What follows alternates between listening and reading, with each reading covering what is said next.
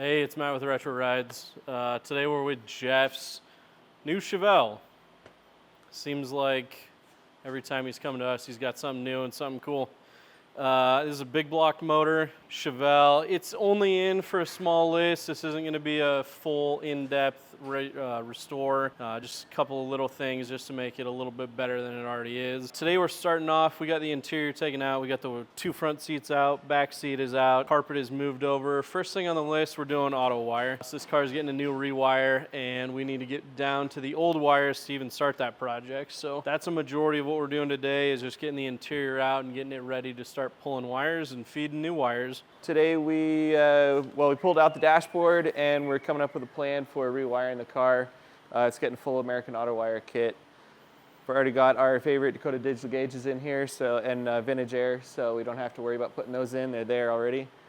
And so we're kind of going through, picking out what we need to pull out, what we can leave in, and getting the game plan ready. Over here, Matt has the dashboard. I mean, this was kind of a labor of love. This was pulling out everything out of the original dash, fastening it to the new dash.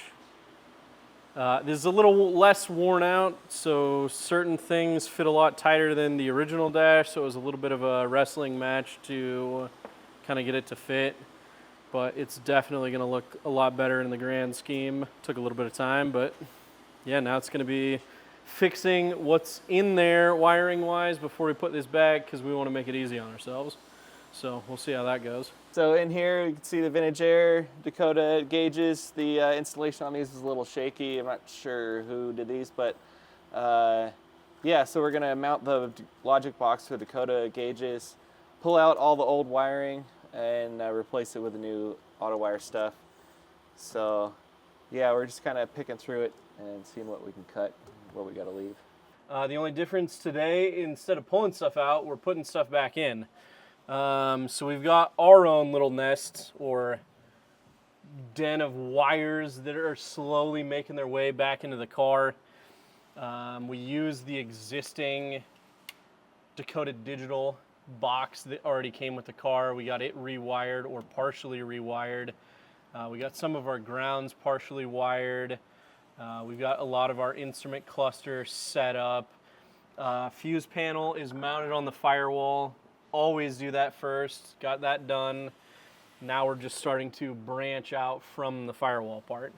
So as you can see, a little bit of wiring going on in here. I already routed the one underneath the carpet and into the back in the trunk area for the lights, just so we can put the carpet back in, and we don't want to damage it, so that's why we got it started. We have not started the actual wiring in the trunk yet or on the back. We have added the engine wiring, which goes against the back firewall, and we've also brought down the front end wiring. Difference in this car from the last, the previous had some zip ties along the fenders. Wasn't really a clean look. We don't really like that.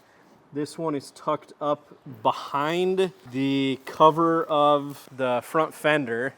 So this is going to be tucked away and completely behind the metal, so you're not going to see it. Out of sight, out of mind. It's going to look good. Right now we're just getting started on wiring headlights, horn, all the front end stuff. And then once we've got this corner done, we kind of work front to back, so we're just getting this done, and then we'll move on later.